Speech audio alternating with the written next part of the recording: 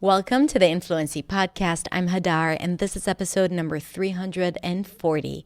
Today, we are going to speak with Hollywood dialect coach, published author, and my friend, Samara Bay.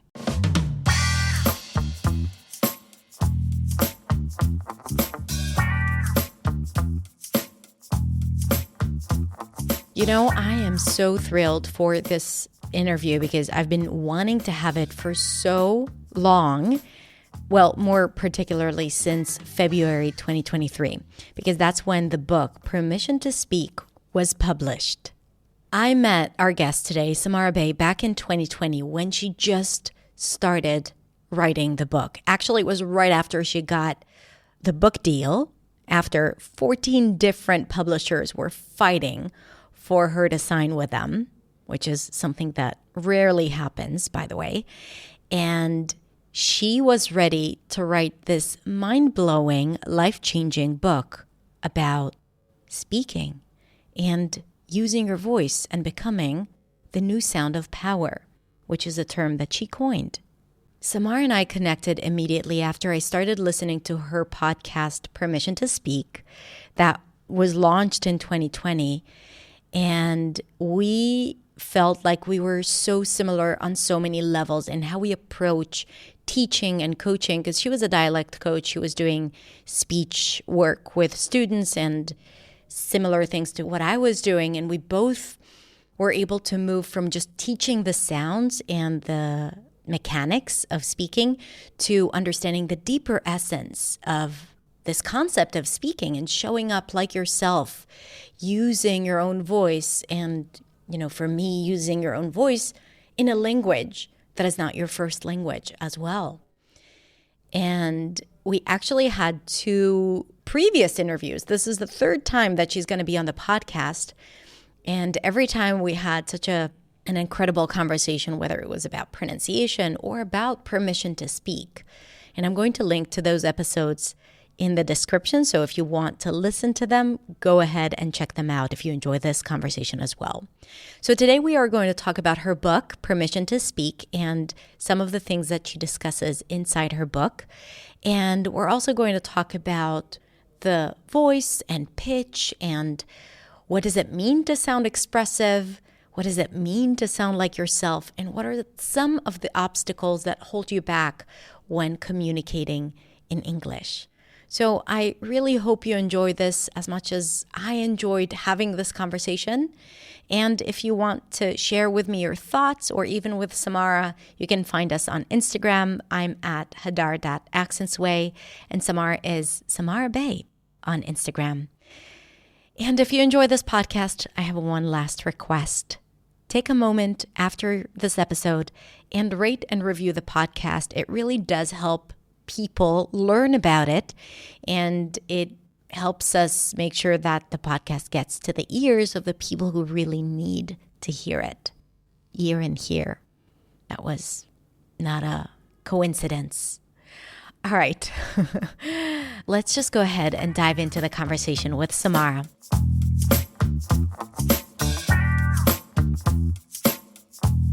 Hi, Samara. Hello. All right. So this book is life-changing and mind-changing. I think it's a must-read for probably anyone watching and following this channel. And I believe it really tells an entire story, not only about the voice, but gives you practical tools on how to understand not only how your voice works, but really how you think about the voice and how you can feel like yourself and feel accomplished using your voice. And I think that one of the things about the voice, and in a second I have a bunch of questions to ask you, but is that it's something that we totally take for granted. We don't think about it. We think about our words. People watching this video are probably thinking about how they sound, but we don't think about the voice as a concept, or also the quality of our voice. And you are opening up this conversation from all different aspects. So my question is, what compelled you to write this book, specifically using the word permission and permission to speak? So how did you come to write this book? There's a lot of answers to that question. I mean, one of them that I tell in the beginning of the introduction is that I had my own experience with losing my voice for many months, and it was very painful, and it was very ego jostling, and very, like I would have these late nights in the dead of winter in Providence, Rhode Island, in the middle of acting grad school, where obviously I, had to drop out of the play and everything, drinking tea, trying to like calm the pain, and having this inner monologue around, what is my voice trying to tell me? What is wrong with me?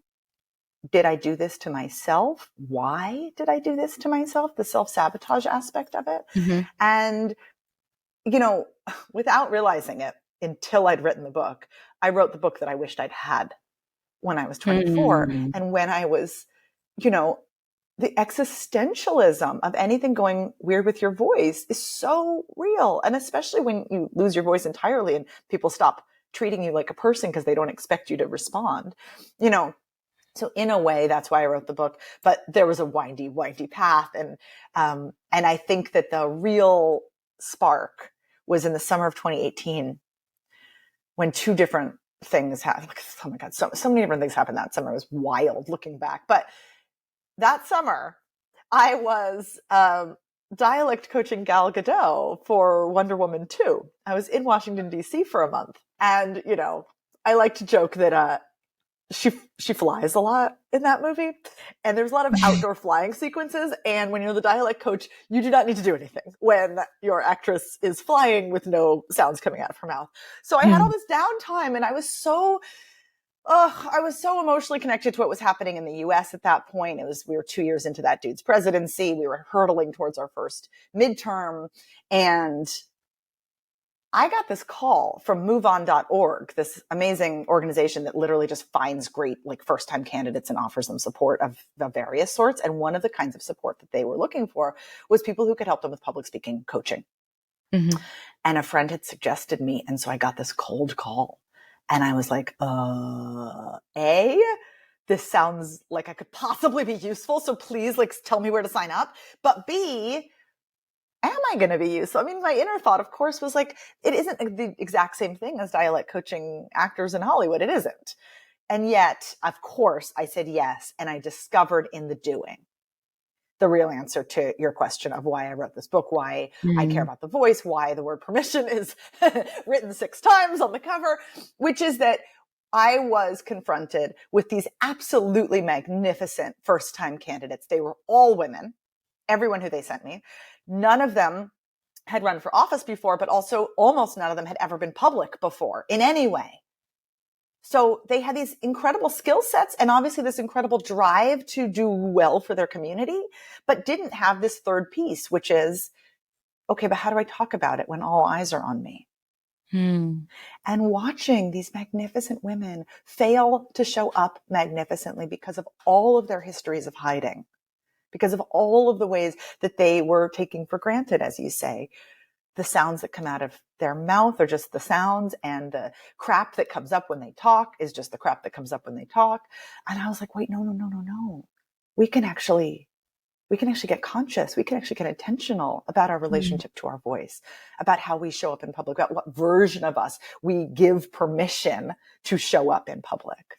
What do you mean when you say show up? How do you show up with your voice? How do you show up with what you have to say? What does that mean? So practically speaking, since you and I are voice people and everyone here cares about the voice, there's all kinds of really subtle but totally noticeable vocal things that all of us have the capacity to do when we're not giving ourselves permission, and that we hear other people do all the time. So examples. One is obviously going into our throat. So our throat, in an anatomical way, when we have no drama at all, when we just have a thing we want to say, we have a thought, it connects to our breath, and it comes out of our mouth, and our throat is just passive. It's just like, hi, I'm a hallway that your sounds are walking through. In reality, starting from when we are like 2 or 3 and getting socialized onward, we discover ways that we can use our throat to clamp down so that we don't get in trouble, so that we don't get emotional, so that we don't show people how much we actually are invested in what we're talking about, because showing people that we care is scary as fuck. I mean, it's literally vulnerability. You know, every movie where you have to like, you know, I've just been thinking about this weekend because I've seen like 8 trailers. Every movie where you need to like squeeze the good guy in order to get something to happen, you go after who he loves. We know that when we say what we love, it makes us vulnerable. And of course, we also know in our heads, although it's hard to believe, that vulnerability is a strength. Yeah. And it is the only way that we actually connect. But so our throat does all this incredible work to, I mean, the fancy way to put it is mitigate risk, right? Make risky scenarios seem less risky. And how it comes out is either monotone, where we just talk like this and we don't have any vocal pitch range up and down, and it just stays right here. That also can sometimes be called vocal fry, but it's not even about that. It's just about like, I'm going to make sure that I'm clamping down so hard that you don't really know whether I care about something or not. Most of us are guilty of doing this at some point, and I'm here to say no shame. It's totally fair that some rooms don't feel safe, and that is a great example of a habit we may have picked up that doesn't work when we want to actually say, here's what I care about, and I'm here to make an impact. How do you make the difference between a habit that you picked up from the people around you versus a behavior that happens when you feel insecure, or like you mentioned in the book, when you feel evaluated or judged and then you hide? So how do you, can you talk about the difference between the two? How do we know what it is that is happening to us? Yeah, I mean, there's an element of self-diagnosis, but in a way, a little bit of a sort of a mischievous answer is it almost doesn't matter. The question is, do you feel good?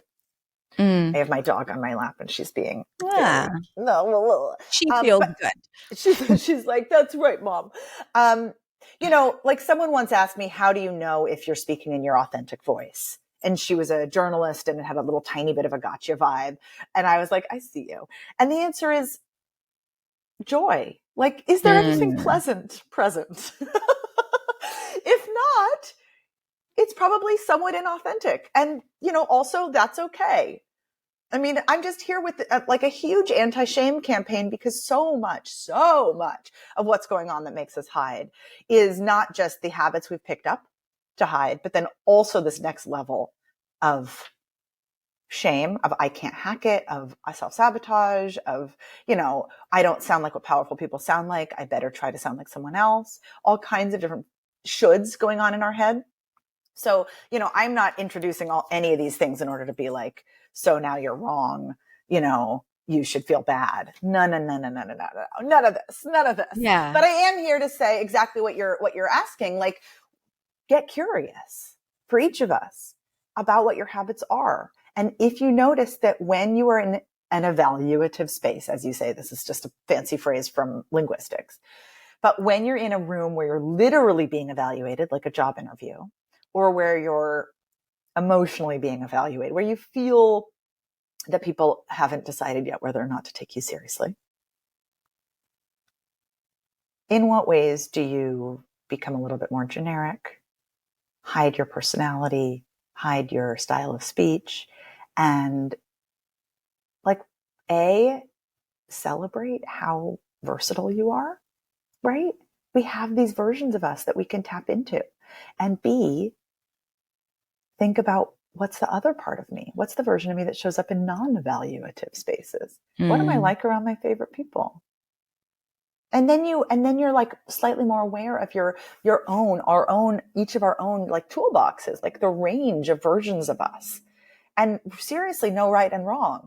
But my big gamble for all of us is that when we are talking about the things that matter to us, like they matter to us, when we have the chance to pitch an idea or to, you know, run for office, but really so many different scenarios, to if we're an entrepreneur, right, to stand up as our brand and say, here's how you can work with me, right? Yeah. All of the ways that we have, the opportunities we have to actually say, here's what matters to me. Those are the moments when we get to go, okay, of my toolbox, of my range of ways I show up, what's the meest? What gives me a little joy? What makes me Mm. feel like I recognize myself? What makes me feel like I am representing my culture in a way that feels good? Yeah. A lot of people who are watching this, they speak English as a second language. And not only that they have to show up with their voice authentically in their first language, then there is the barrier of the language. You've worked with a lot of speakers of English as a second language.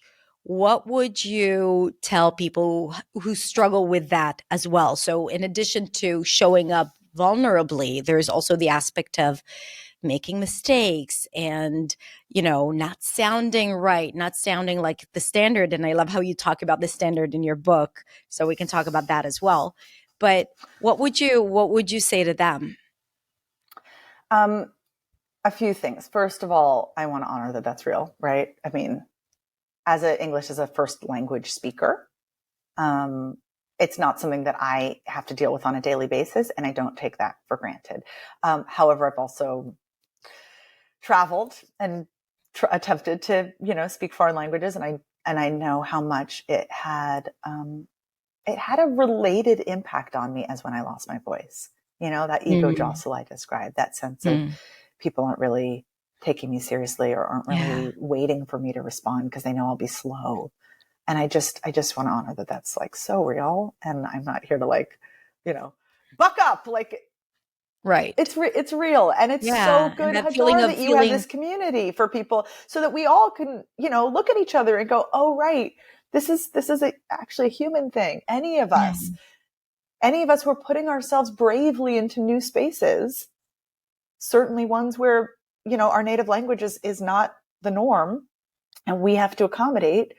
Any of us are doing the brave thing, and the bravery, it's not brave if it isn't hard, of course there's I an like element of that. hard. Yeah. Really good. Hmm. So that's the first thing. And then the other thing is really, I mean, Hadar and I met over a conversation around this, but what you say about you are English right where you are, this is it. And I have worked with so many movie stars and also, lesser known people. And the big shift really is just in actually deciding, like aggressively deciding to believe that you deserve to take up space no matter how you sound. Mm, Because the apology for existing part of English as a second language, that's the right. part that sucks. And Yeah. it's completely understandable. And accent bias is real. So again, I'm here to validate that. And I think about Esther Perel, Mm, such a favorite example of mine of what I call the new sound of power, right? Which is really just a way of naming that there is the old sound of power does a number on all of us. The old sound of power is a little bit of a standard of how old white men have sounded for 100 years, thousands of years, but we didn't have recording equipment before that. And that old standard messes with us, but that if we actually notice who makes us come alive when we listen to them, there's a whole list of ways that people are speaking these days that can help us feel like there's something new and exciting and an opportunity afoot, that each of us has in us the possibility to be the new sound of power. Esther mm, Perel obviously is doing most of her work in a second language. She's doing work on a subject that has been historically, I'd say, relegated to a frivolous topic, right? Eroticism. And the way that she shows up, like an expert, like a loving expert, like a person who holds time and space, like a person yeah. who trusts her own ideas and will take the time to say them all Yeah. the way to the end of the thought, and who is nonetheless playful and mischievous and still talks about and brings in her own culture. Profound, like the voice, like how much you get from the quality of her voice and her tone, and like there are all these pieces of information that come in regardless of how she uses her sounds. There is so much story that you hear when you listen to her voice. And I agree with you. And we forget that when we speak, it's not just the sounds that we use or the grammatical structure that we use. There's so much more that we forget to show, because that feeling being evaluated happens immediately when you speak a second language.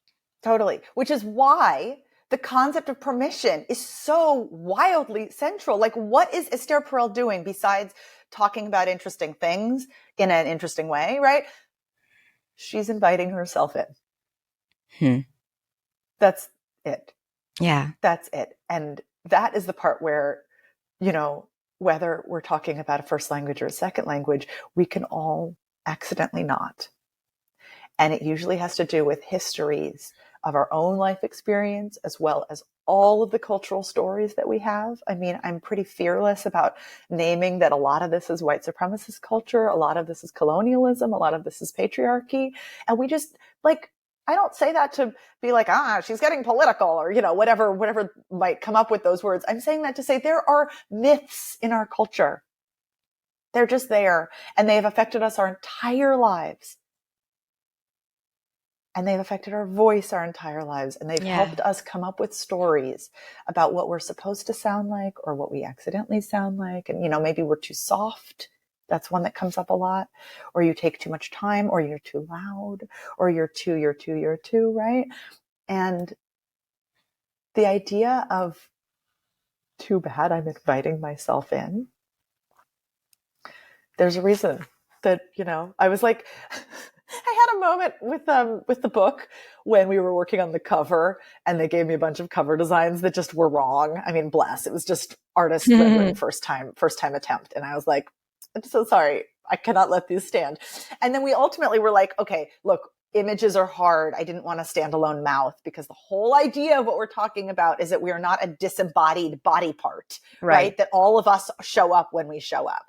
And I didn't want sound waves, because again, it's just not about that, right? So then I was like, I realized that I've perhaps made this difficult for you all. If you're going to just do words, that's totally fine, right? Typography. But I realized I needed to say the word that matters the most is permission, not speak. And this is what they came back to, right? Because of course, what we're talking about is actually speaking, which is, I like speaking even more than the word voice, because voice can sometimes make us think of singing. It can make us think of sound waves, but speaking is this very specific thing of, how do I get my thoughts out? Yeah.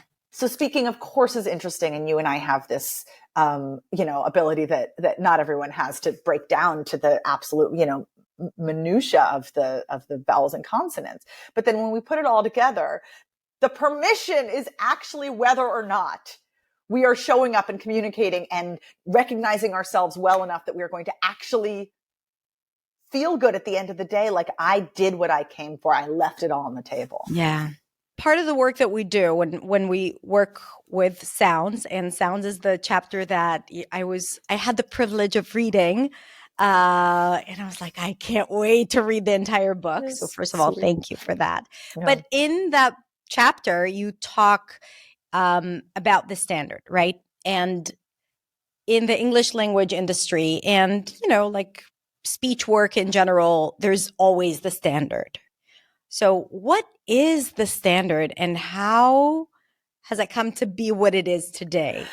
So, you know, the good thing about standards is that for anything, whether we're talking about obviously sounds, or, I don't know, the standard size a ship should be so it doesn't sink, right? The good thing about standards is that they're like a culturally agreed upon thing that is named, so that we can notice and speak intelligently about deviations from the thing. Standards are totally human made, and they're totally, like money, an agreed upon thing that doesn't exist unless people agree that it exists. So that's I guess that's the setup. So when it comes to and it English, matters who has the power at that time. I mean, inevitably, right? Agreed upon is not like everybody signs off and everybody has equal say. Standards are not democratic, actually. It's a great point, right? Standards are decided by the people who have the most power, and then everyone else either does their absolute best to match the standards, to chase the standards, as I like to say, because it suggests the amount of sweat involved, or to deviate from the standard and know that you are branding yourself as a weirdo or as something more dangerous than a standard bearer. Mm-hmm. So yes, when it comes to general American English, I was taught the standard in graduate acting school in my MFA acting program. And I realized in the doing that I'd heard a few people who spoke that way, but they were all theater people who had clearly just decided, I'll switch into it now, who had just decided to speak in standard American English as the way that they showed up in life. So the sounds are actually quite similar to how I was sounding already.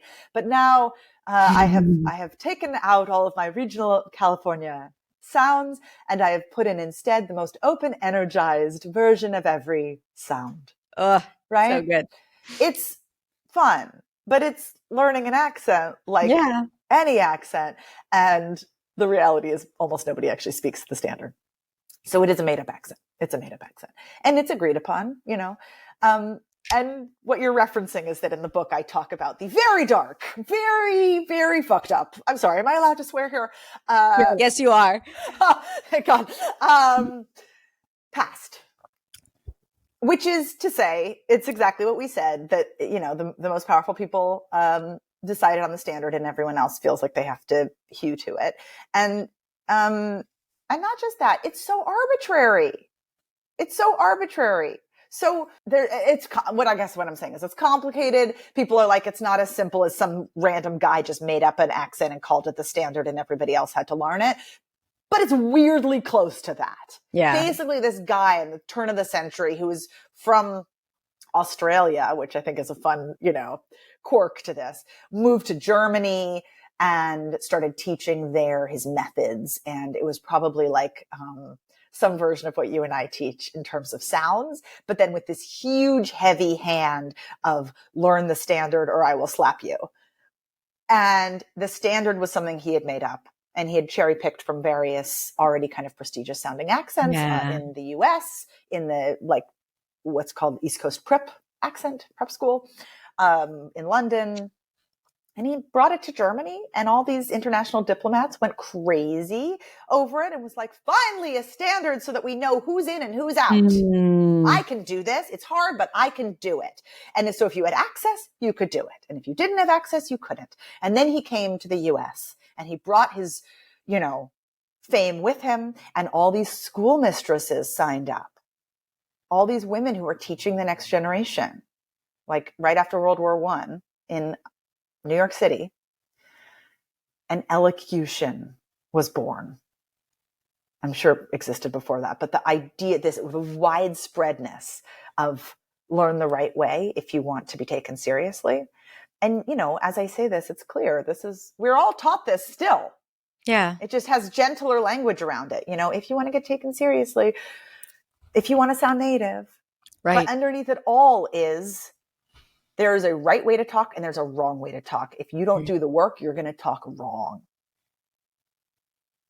And it's just arbitrary. It's just sounds that got strung together and then labeled as right.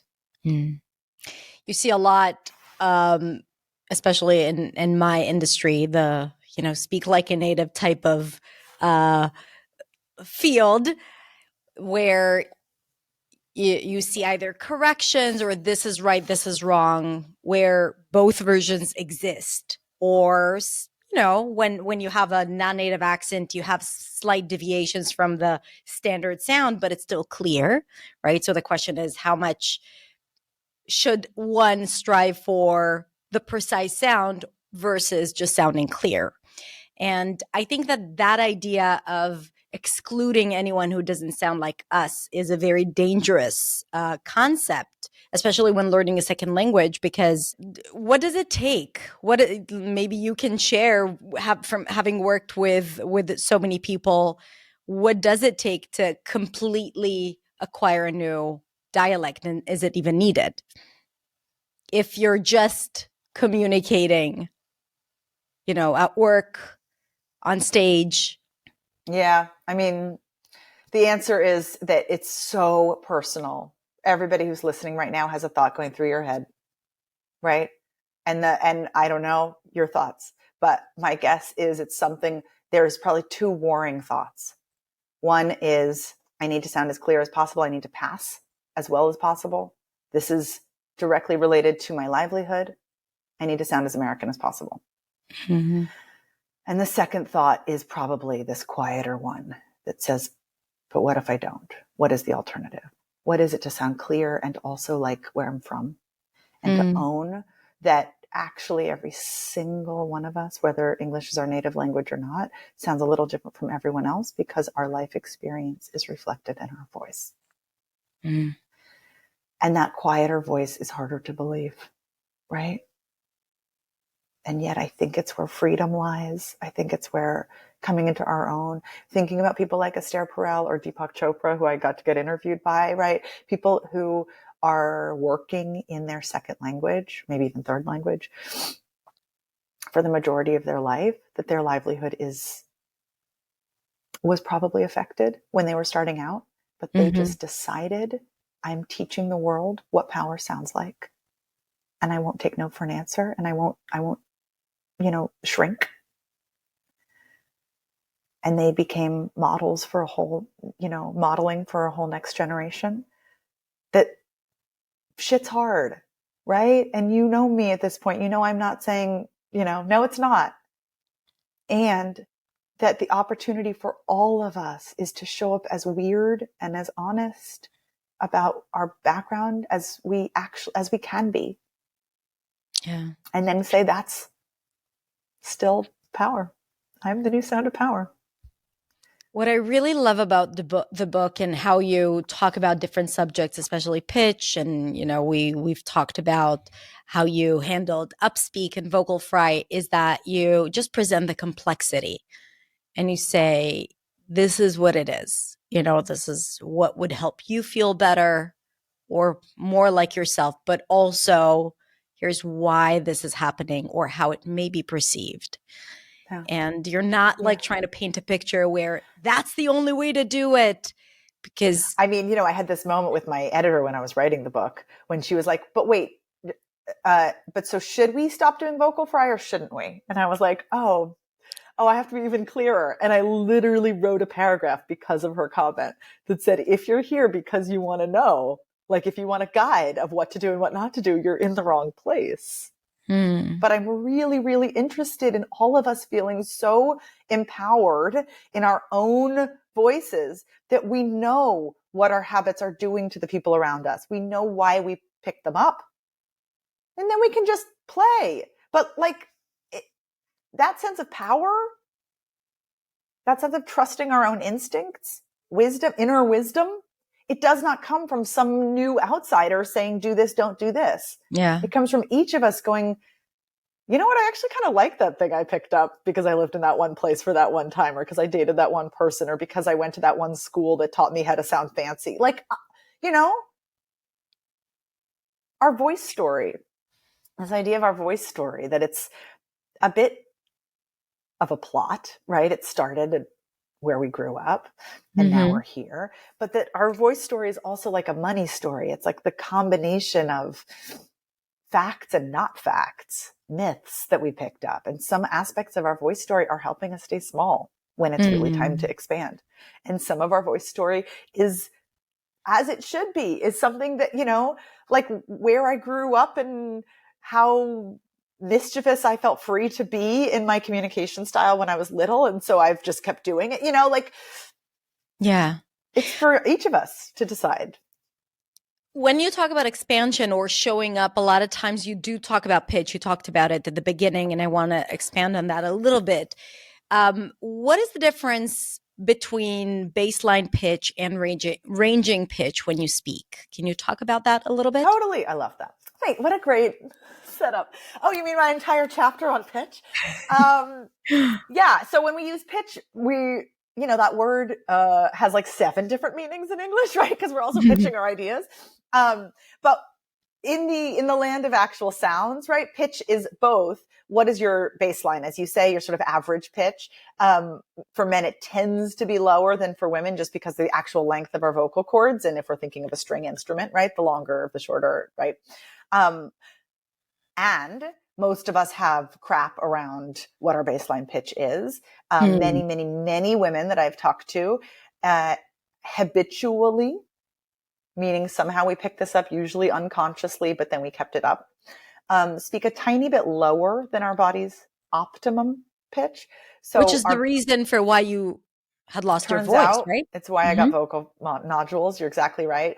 And then there's also all kinds of cultural, when Elizabeth Holmes, bless, the con woman, came out with this low voice like this, everybody was like, that's obviously fake. Why is she faking her voice?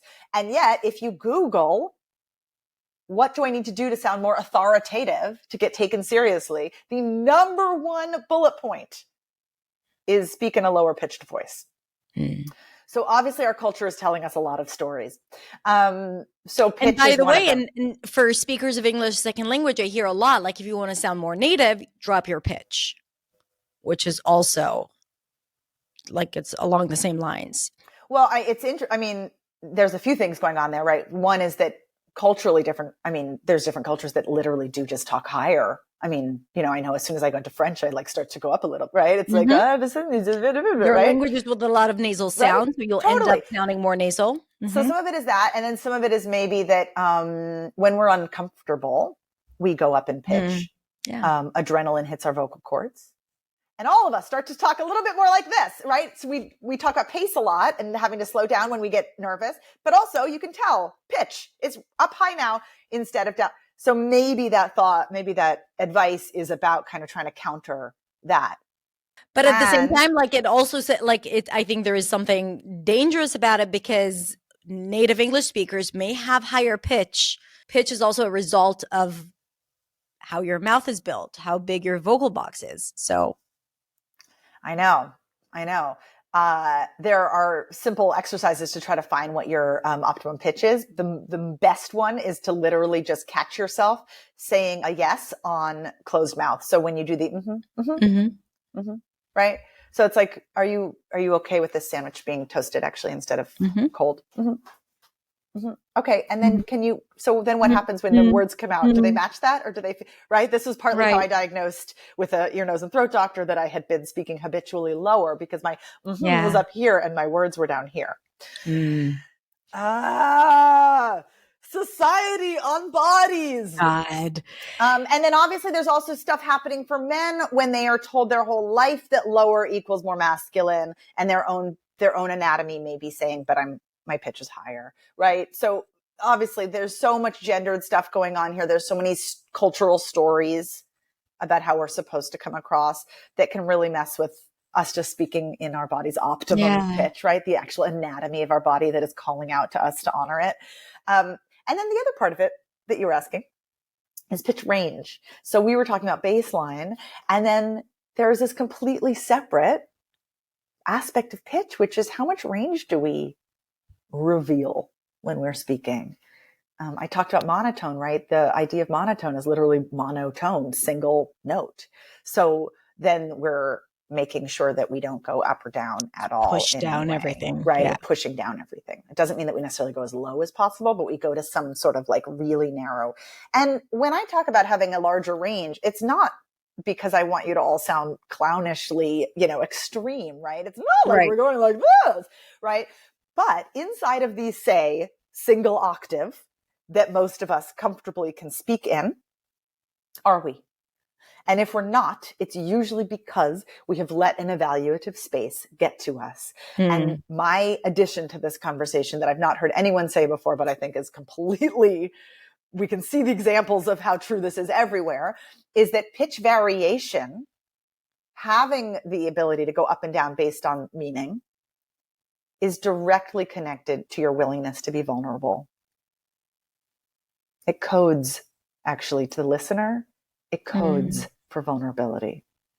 So when I say, but this I really care about, and you can hear me, my pitch went up, my whole Right. tone shifted. If you're looking at me, you saw my face, right? But even if you're not, that's because I have decided and I actively practice caring about what I care about and then also letting you see it. Because caring about what I care about, but hiding how much I care, that's how most of us go through life for totally Hmm. understandable reasons, but it is not how we make an impact. Yeah. How can people work on this if they want to, except for, okay, so they have this idea of permission. I'm going to give myself permission, but sometimes our habits are stronger than us and we don't even know how to use our pitch. I mean, my first thought is buy this book called Permission to Speak. It's really helpful. A lot of practical tools, really. There are some exercises that I've heard and I was like, I've never heard about this. This is so good. Oh, I Yeah. love that. Oh my gosh. Yeah. Because you're Oh, and like the queen of this also stuff. I recommend to read it and listen to the audiobook at the same time because you are schooling people on how to use their voice because so interesting. I tried to do my thing, my entire 9 hours of audio. I know. I was like, whoa, this is tiring. But also like, I got to show up when I show up. Like, that's Right? the thing. If you're not going to show up for your book Permission to Speak, Oh my when God. will you show up? The people, right, exactly. The people who are like, so did you do the audiobook for your book? I'm like, what if I had not? Would you trust me? Anyway, thank you for that. So that's one option, obviously. I think that the more time you spend with this, the more you start to, notice your own habits, as you put it. Mm-hmm. And then the other is exactly what you could imagine. I think recording yourself, listening back, noticing yourself. I think it is the Yeah. hardest and the most fun to catch yourself in moments of true permission. And usually this happens around your favorite people. And usually this happens when you have what they call in the theater world an urge to communicate. So a great example of this is when you're telling your spouse or your best friend or whatever, oh my God, you never guess who I just ran into. I haven't seen them since before the pandemic. They look so different. And this is what they said to me. So who's that version of you? And the reason I say it's the hardest to catch yourself there is that is when you are the least self-aware. Right. Which is the magic of it. And also why it's hard to catch the magic, right? Yeah. And when you catch those moments, and they don't have to be as animated as I just performed, right? But your version, oh my God, right? Your oh my God version. That is so instructive. Because most of what we need, some of what we need is actual tools. If I did this here, could I do this here? Yeah. And some of what we need truly is just permission. Oh, I do actually get that animated. I do actually use that much pitch variation. Yeah. And then just allow that, oh, I do, to play on you. You don't have to actually drag that over to this scenario. You just have to go, don't forget to bring me in. It's so funny. Like, I feel I have a lot of experience recording videos, speaking in public, teaching, and I feel very comfortable with my voice. And yet, every now and then I find myself, especially in a meeting with someone new, that I have to prove myself. I notice how I immediately drop my pitch immediately. And I feel it. I feel the pain in my throat and I'm aware of it. And I was like, okay, Hadar, lift up, like come back. What is happening? Where are you hiding? And sometimes it's really hard, even for me, like with all the experience, I have all these different thoughts, or just like, okay, I need to say something and I want to stay focused. And I forget this. I forget how I communicate. And I just want to say that it's ongoing work and it happens to everyone. And the most important thing is really like this idea of permission and awareness that it's happening. And then me like, I deserve to change this. I deserve to be me and to express myself fully, no matter what they think. I love that so much. And also I feel the same way about growth edges. This is the entrepreneurial term for this, but really we challenge ourselves, we practice, we get better, and then new challenges await. I will tell you, my interview with Deepak Chopra brought stuff up. It was a hard interview, and he is an absolutely gracious man. It's not his Mm. fault, but it was hard. And I had mind trash that I Mm. was, not expecting, and that I, of course, in my more confident moments, thought I had put to bed forever. But as Hadar is very, very vulnerably and beautifully bringing up, and then I think we all need to acknowledge, if we are continuing to do brave things, it will continue to reveal to us new ways that we can invite ourselves in even more, even Mm. more. And it's not necessarily that in your story, it's not necessarily that you're like reverting back to the Hadar of 10 years ago who's never thought about this stuff, right? You're just reverting back to something that doesn't feel as whole as you Yeah. have now become accustomed to. Yeah. And you note Yeah. it. You note it. And, I have a friend named Lauren who introduced this idea that I just find so useful, that when we're thinking back on our own stuff, we have to have two different things present when we think back. One is discernment. What was really happening there? What could I have done differently? And two is compassion. Let me Mm. look back on it with so much love.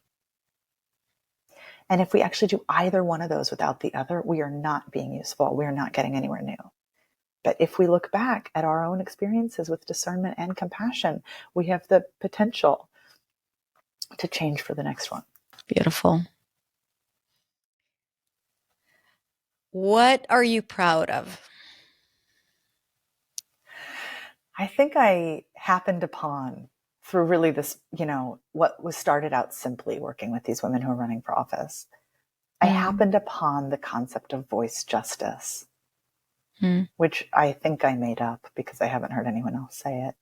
And, in the linguistics world that I like to pop into, the idea of accent bias, which everybody here is familiar with experiencing, if not the concept, right, is really well studied. Accent bias. And then I'm expanding it even further. And I do think that somewhere in linguistics, people talk about this larger version of voice bias, right? The ways in which, in fact, each of us are judging people, deciding whether or not to take them seriously Mm. based on how they sound. And it's not just accent. It's, do they seem young? Do they seem too tough? Do they seem too sweet? Do they seem too this, too that, right? Too soft? And the ways in which all of us can work on checking that bias, right? By having the second wiser thought, ooh, ooh, ooh, ooh, I just caught myself thinking, I hope there's someone else I can talk to here because this person has an accent. And then going, excuse me. Why don't I actually honor that this person has a lived experience and probably is on the phone with me because they can help, right? Yeah. But so many ways that we each do this.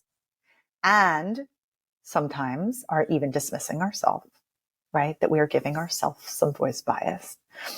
And that the alternative, which seems both pie in the sky and also something that we can literally all do every single day and do it collectively together, all of us, is decide that we are going to unlink how people sound from how much value they have. And if we lived in a world that did that, that would be a world with voice justice. And I am proud of the fact that this is where I'm at, and that like the way that we can bring voice justice to all of our both daily lives and also our industries has massive repercussions. I'm doing a lot of work in the corporate world right now, and also with entrepreneurs and founders. So what started out as the arts and politics has now turned into, well, what is leadership? What kind of leadership do we want to hear in the world? And how do we be that leadership today? Period. So it all starts and ends with us, really. How we think about others, how we think about ourselves, and then, how willing we are to show up regardless of what we think, how people think about us. I Because, always I say mean, that. tied in, Hadar, to this bigger thing that I think you're getting at, which is that how we show up is not just for us, Mm. right? if we are actually trying to embody the kind of leadership we want to see in the world, then every time we show up in public, we have an obligation and an opportunity for the people coming up behind us. Yeah. For the young girls who are listening to us, for the young boys who are listening to us, for our mentees, for anyone who needs to see and hear a different kind of power in order to be like, well, that's possible now. And it gives them permission. So when we permission ourselves, we spread the permission. Yeah. Exactly. This is, a lot of my work has to do with me showing up with all the imperfections and mistakes that I make and not to apologize for it. And I do get criticized for it, but I want to show that you can still show up fully with that. And if I am able to show them that it's safe to do that, that you can survive criticism, public criticism about your English, your voice, how the content that you create, and keep going and change lives, because that's what matters, not the critics. What matters is the person listening and saying, I got something from this, or I'm thinking differently, or I know better now. That's what matters. And I think we need to remember that. And in the growth, like when I look at my students and their success path, ultimately it starts from avoiding English and then using English, feeling very, very anxiously, and then building up courage and becoming more brave and then challenging themselves. But then it always gets to influencing others. It always comes to, how can I help others understand that this is possible? And I see it consistently over and over again. And it's exactly that. Like, you start with yourself, but then you do that because you want to leave a legacy. You want to make a change. You want to make an impact. And you do that by sharing, by just being yourself, but also showing others that it's possible. So, yes. There's this woman that I love to listen to, Serena Hicks. She's a money coach, money mindset. And she says that when we think to ourselves, who am I to, honor that my ideas matter? Who am I to say I'm a thought leader? Who am I to, that the perfect second thought to have is, who am I not to? Ooh, love that. And which does just tie into